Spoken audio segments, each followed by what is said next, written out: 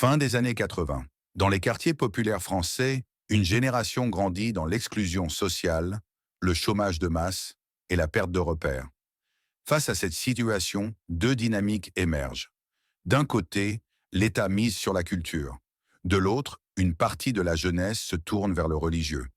Hip-hop ou islam, projet culturel ou ressources spirituelles. 30 ans plus tard, une question demeure.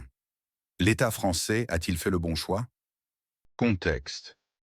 À la fin des années 80, les quartiers populaires concentrent les effets de la désindustrialisation, du racisme structurel et de l'échec scolaire.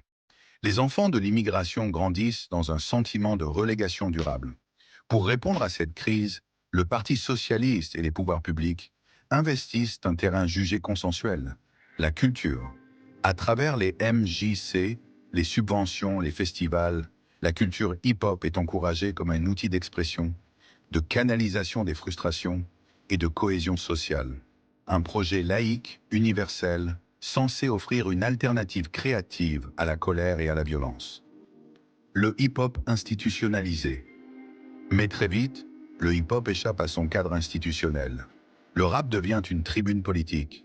Il dénonce les violences policières, le racisme, la stigmatisation, la misère sociale.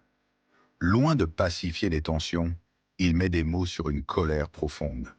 Avec le temps, une partie de cette culture se transforme. La quête de conscientisation collective laisse place, progressivement, à la surenchère, à la glorification de la transgression, de l'argent, des vices et parfois de la violence. 30 ans après, le hip-hop censé élever semble souvent enfermé. L'émergence de l'islam social. Parallèlement, une autre dynamique se développe dans les quartiers. Des réseaux islamiques émergent, souvent de manière autonome. Ils proposent un cadre moral, une discipline, une solidarité, une dignité. Pour une jeunesse qui ne se reconnaît plus dans le projet républicain, l'islam devient une ressource identitaire enracinée dans le quotidien. Contrairement au hip-hop, cette voie n'est pas subventionnée. Elle est surveillée, suspectée, parfois réprimée. Associations dissoutes, écoles marginalisées, discours sécuritaires permanents. L'islam social n'a jamais réellement été expérimenté comme un partenaire. Une occasion manquée, et si l'État avait fait un pari incomplet, en refusant d'accompagner un islam encadré, social et apaisé, n'a-t-il pas laissé le champ libre à des frustrations plus profondes?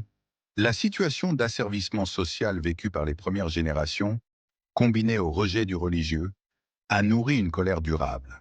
Certaines dérives ultérieures trouvent ici une partie de leurs racines, non pas dans la religion elle-même, mais dans son exclusion du cadre collectif.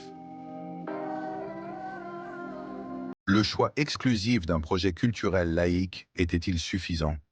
Peut-on encore aujourd'hui penser à un rôle du religieux dans les quartiers sans peur ni stigmatisation? Quelles alternatives crédibles restent-ils à proposer aux nouvelles générations? Le débat reste ouvert. Donnez-nous votre avis en commentaire.